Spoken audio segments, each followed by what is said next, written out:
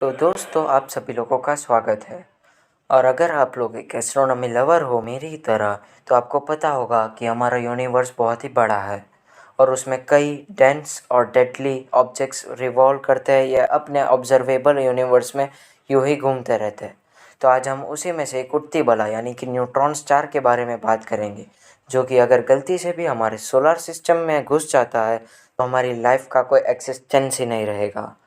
तो हमको ये जानना है कि न्यूट्रॉन स्टार कैसे हमारे सोलर सिस्टम को डिस्ट्रॉय कर सकता है। तो उसके लिए हमको पहले जानना पड़ेगा कि आखिर ये न्यूट्रॉन स्टार होता क्या है और उसका फॉर्मेशन क्या होता है। न्यूट्रॉन स्टार होता क्या है? न्यूट्रॉन स्टार एक बड़े मैसिव स्टार का एक इनिशियल स्टेज है। जैसे कि कोई स्टार बनने से पहले हम कहते हैं प्रोटोस्टार, एक आता है रेड जायंट स्टार, वैसे ही न्यूट्रॉन स्टार एक इनिशियल स्टेज है, वो भी बहुत ही बड़े मैसिव स्टार का। आपको जानकर हैरानी होगी कि एक चम्मच न्यूट्रॉन स्टार के पार्टिकल का एक चम्मच वो अराउंड 4 बिलियन टन्स के बराबर होता है। यानी 4 बिलियन टन्स की एक चम्मच। बस भगवान से दुआ करो कि वो मेड इन चाइना ना हो। एक टिपिकल न्यूट्रॉन स्टार की मैग्नेटिक फील्ड हमारे अर्थ के मैग्नेटिक फील्ड से अराउंड 1 ट्रिलियन टाइम्स ज़्यादा होगी। यानी अगर ये इतनी ज़्यादा मैग्नेटिक फील्ड हमारे पास होती तो सोलर विंड हमारा कुछ भी नहीं उखाड़ पाता। माना जाता है कि न्यूट्रॉन स्टार हमारा यूनिवर्स का सबसे डेंस ऑब्जेक्ट है। न्यूट्रॉन स्टार का डायमीटर सिर्फ और सिर्फ 12 माइल्स यानी कि 20 से 25 किलोमीटर ही होता है।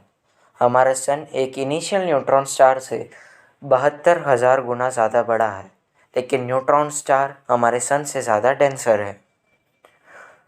तो हम आगे बढ़ते हैं और जानते हैं कि आखिर न्यूट्रॉन स्टार बनते कैसे हैं। न्यूट्रॉन स्टार तभी बनते हैं जब एक बहुत ही बड़े मैसिव स्टार का फ्यूल ख़त्म हो जाता है और वो इंटेंस ग्रेविटी और प्रेशर के कारण सुपरनोवा में एक्सप्लोजन कर लेता है। अब आपके मन में सवाल आ रहा होगा कि ये सुपरनोवा आखिर होता क्या है। तो जब एक बहुत ही मैसिव स्टार अपना फ्यूजन प्रोसेस करता है तो वो हाइड्रोजन से हीलियम और हीलियम से कार्बन बनाता है और एक वक्त आता है कि वो आयरन तक को फ्यूज़ कर लेता है। लेकिन स्टार आयरन को फ्यूज़ नहीं कर पाता क्योंकि आयरन एक बहुत ही हैवी एलिमेंट है और उसको फ्यूज़ करने के लिए बहुत ही ज़्यादा एनर्जी चाहिए होती है और इसी के कारण फ्यूजन प्रोसेस एकदम से बंद हो जाता है और वो एक धमाके के साथ फट जाता है। सालों से कोर की तरफ ग्रेविटी और प्रेशर के बीच में लड़ाई होती रहती थी। ग्रेविटी मास को अंदर खींचने की कोशिश करती थी, लेकिन फ्यूज़न से निकली हुई हीट के कारण प्रेशर जनरेट होता था जो कि मास को एक्सपेंड करने पे बना देता था।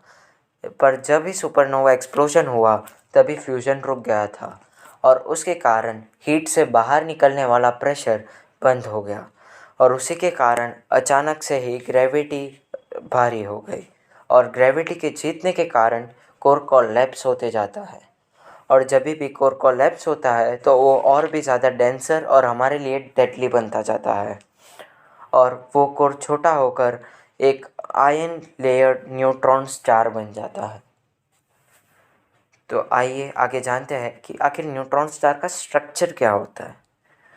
माना जाता है कि न्यूट्रॉन स्टार की बाहर की लेयर यानी कि जो बाहर की लेयर की कोटिंग होती है वो आयन से बनी होती है और न्यूट्रॉन स्टार के अंदर पूरे न्यूट्रॉन से न्यूट्रॉन्स भरे होते हैं। जब भी एक सुपरनोवा एक्सप्लोजन होता है तभी प्रोटॉन्स और इलेक्ट्रॉन्स मिलकर एक न्यूट्रॉन्स बन जाते हैं और शायद इसीलिए उनको न्यूट्रॉन स्टार भी कहा जाता है। तो अच्छा, अब हमको पता चल गया है कि न्यूट्रॉन स्टार का स्ट्रक्चर क्या होता है, वो बनते कैसे हैं। तो आगे हम जानते हैं अगर न्यूट्रॉन स्टार के साथ अर्थ को मिला दिया जाए तो क्या होगा, यानी कि न्यूट्रॉन स्टार वर्सेस अर्थ।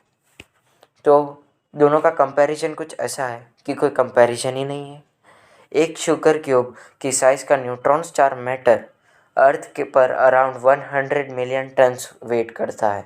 यानी कि न्यूट्रॉन स्टार अर्थ को मिर्च मसाले डाल के कच्चा ही खा जाएगा। अर्थ तो न्यूट्रॉन स्टार के सामने ज़रा सा एक सेकंड भी नहीं टिक पाएगा।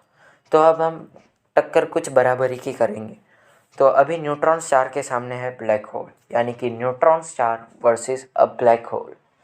इस बार मुकाबला बहुत ही टक्कर का होगा। और साइंटिस्ट ने रिसेंटली ही 2 बार न्यूट्रॉन स्टार और ब्लैक होल्स के कोलिजन को देखा है और उसमें हमेशा ऑलमाइटी ब्लैक होल ही जीता है। तो न्यूट्रॉन स्टार अगर हमारे सोलर सिस्टम में आ जाए तो क्या होगा, यानी कि neutron star versus our solar system. क्या होगा जब न्यूट्रॉन स्टार हमारे सोलर सिस्टम में आ जाए? तो सबसे पहले न्यूट्रॉन स्टार की ग्रेविटी इतनी ज़्यादा होगी कि हमारे सारे प्लैनेट्स अपनी ऑर्बिट छोड़कर न्यूट्रॉन स्टार की तरफ अट्रैक्ट होने लगेंगे और इसके कारण हमारा रेवोल्यूशन भी बदल जाएगा, हमारे सीज़न में चेंजेस भी आएंगे और हमारी रोटेशन स्पीड का भी कुछ एग्जैक्ट वैल्यू नहीं रहेगा, जिसके कारण हमारे वहाँ पर डे और नाइट कोई अप्रोप्रिएट नहीं रहेगा। और आगे टेम्परेचर में भी अलग अलग वेरिएशंस दिखते रहेंगे, क्योंकि अगर न्यूट्रॉन स्टार्स के कारण, उसकी ग्रेविटी के कारण अगर हमारा अर्थ सन से दूर जाता है तो हमारा अर्थ कोल्डर और कोल्डर होता जाएगा, लेकिन अगर वो सन के नज़दीक चला गया तो हम लोग चाय बन जाएंगे।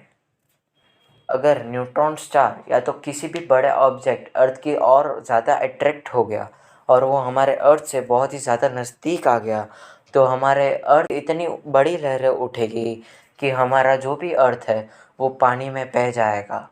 और इन सारे ही केसेस में न्यूट्रॉन स्टार अगर हमारे सोलर सिस्टम में एंटर करता है तो लाइफ का तो कोई एक्सिस्टेंस ही नहीं है।